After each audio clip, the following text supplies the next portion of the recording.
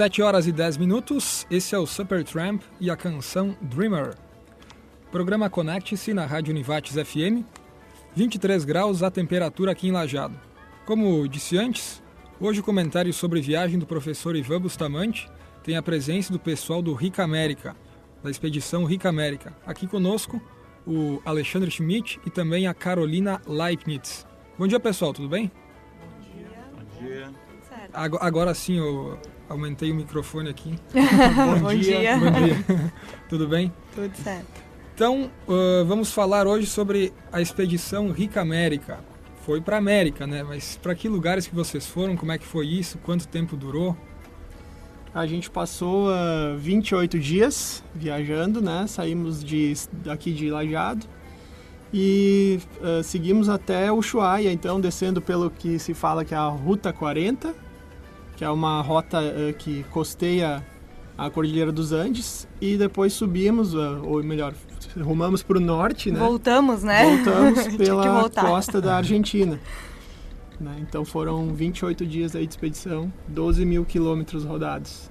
12 mil quilômetros, 28, dá uns 400 ou mais quilômetros por dia, né? Foi bastante. A média daria isso, né? Mas a gente fez, claro, teve dias que a gente fez 1.500 quilômetros, mas teve dias que a gente ficou praticamente parado, né? Então...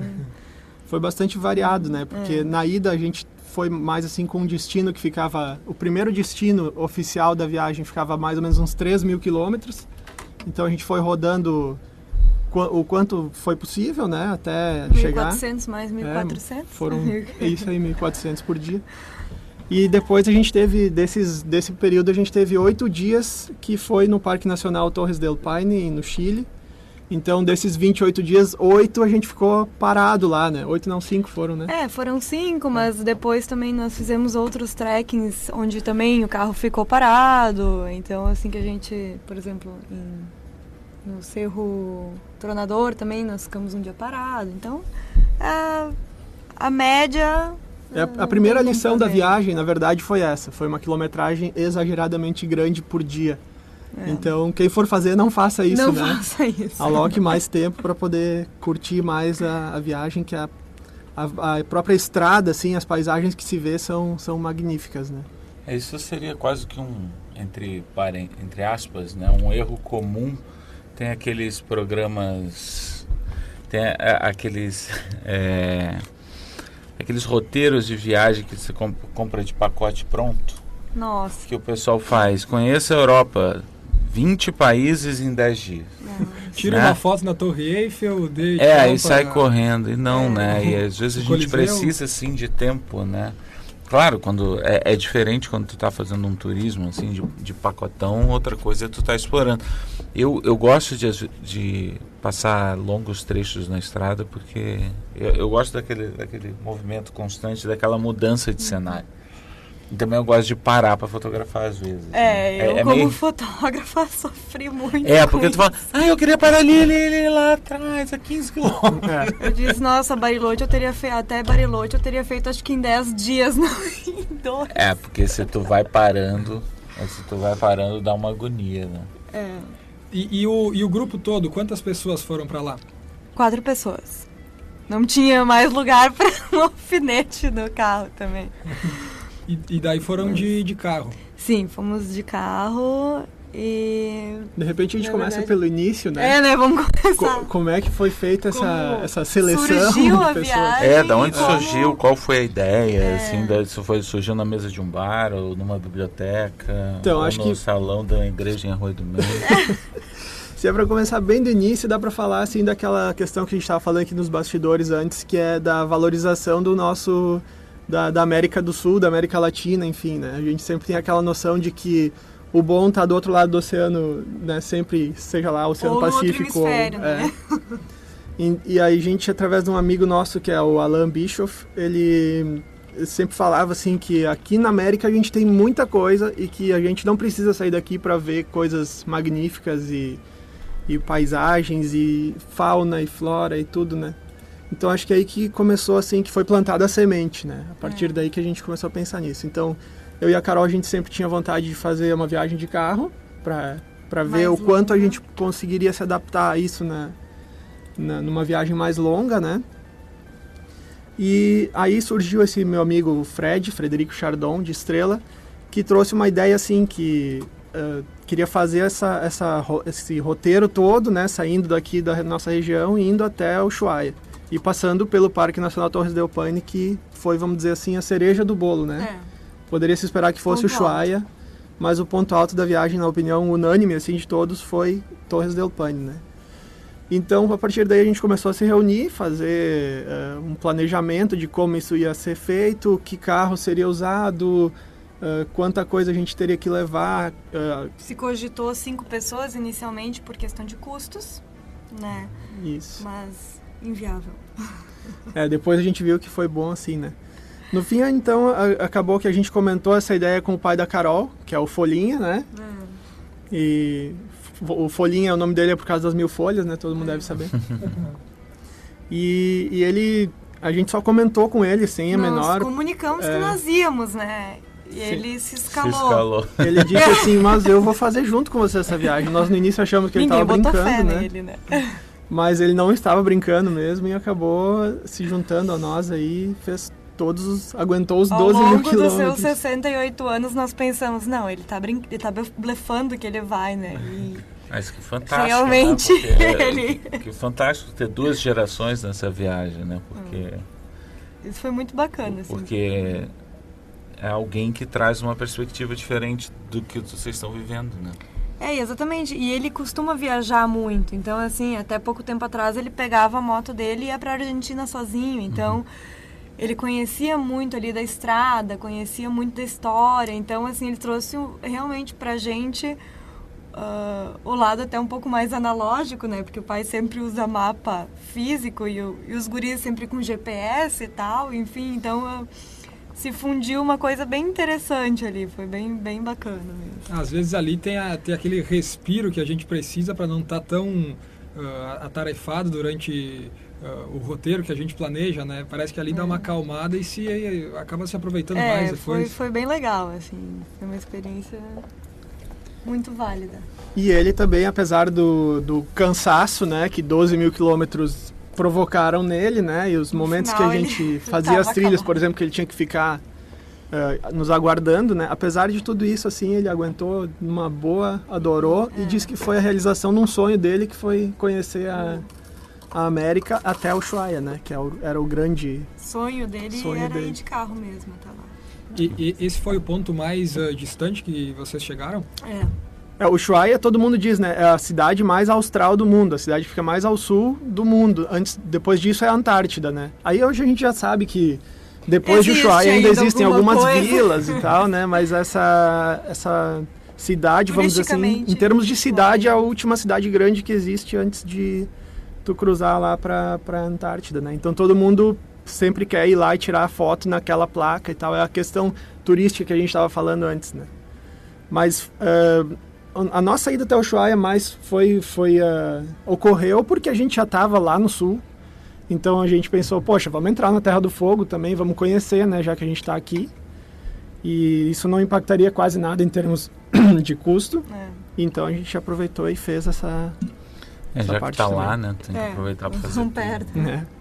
E o roteiro? De onde surgiram os roteiros? Como é que vocês estudaram? O que vocês escolheram colocar? O que vocês tiveram que deixar para trás no caminho? Assim? A gente tinha, na verdade, o objetivo principal de Torres del Paine, né? Então, na verdade, o Fred montou um roteiro no Maps ali, mandou pra gente, foi botando alguns pontos interessantes, onde ele sabia que tinha trekkings.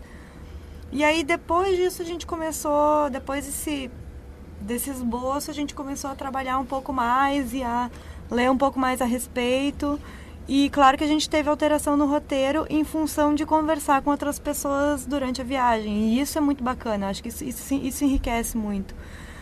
Porque nós estávamos em Torres del Paine, conhecemos um fotógrafo porto-alegrense, fotógrafo de natureza porto-alegrense, muito bacana também, estava com a família, com o filho, né? Então, e aí ele nos deu uma dica, como nós íamos lá para a Península Valdez, lá nos pinguins, lobos marinhos, ele nos deu uma dica muito bacana para entrar antes, né? para conhecer uma outra reserva ecológica que é muito mais rica do que a própria Península Valdez. Então, isso eu acho que essas alterações de rota sempre são muito bacanas, né? Acho que a gente não se meteu em nenhuma frienda aqui, pelo que eu me lembro. Não, que eu me lembro assim, também, né? Foram pequenas alterações, assim, na rota original, mas que só agregaram, assim. E a gente teve mais dias, né? Porque Torres del Paine nós tínhamos alocado 9 dias e ficamos 5. Então, a gente teve um tempo de respirar aí também. É por isso que eu não gosto de pacote turístico fechado. Tem gente que... Eu tenho amigos que me pedem dicas de viagem e tal. Aí eu falo, cara, eu não posso te dar dica de viagem, porque você é aquele cara que chega numa agência e fecha o pacotinho ali, você quer um guia em cada local, alguém que te pega, eu não sou assim, eu largo, eu aponto meu nariz para um lado e vou, e tento aprender o idioma local, se for o caso. Porque senão a gente já vai conhecendo o que vai conhecer, né? E às vezes vai encontrar coisas que a gente já está esperando. E confesso que assim, a gente leu a respeito, mas para mim muitas das caminhadas que a gente fez, muitos dos lugares que a gente foi, eu não tinha talvez noção da grandiosidade deles. Eu acho que essa surpresa boa, né, foi assim, foi muito legal mesmo, foi tipo, meu Deus do céu, eu tô programando isso há tanto tempo e eu não tinha noção de que isso é tudo isso, entende? E é uma sensação muito gostosa, assim, de ser uma surpresa muito boa, assim. Então... Dá pra se dizer que a gente já começou, se dá pra usar essa expressão assim, mas tomando uma nos dedos, assim, né? Quando a gente achou que tinha alguma coisa já, a gente tá preparado, a gente se precaveu com comida, com equipamento e tal, né? Só que quando a gente chegou lá a gente não teve muito tempo de testar nosso equipamento antes, então quando a gente chegou lá, que a gente fez a mochila para fazer o primeiro deveria trekking, ter feito né? aqui, a gente não fez.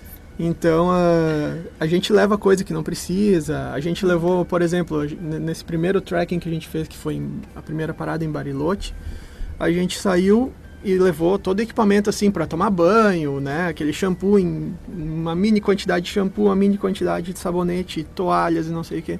E quando a gente chegou no refúgio, que é onde a gente ia passar a noite, não tem banho lá, né? Não tem nem chuveiro. É em grande altitude, então lá tem os recursos super limitados, então não existe banho lá. Tu vai lá. 2 vasos sanitários, uma pia e o banheiro é para 60 pessoas, entende?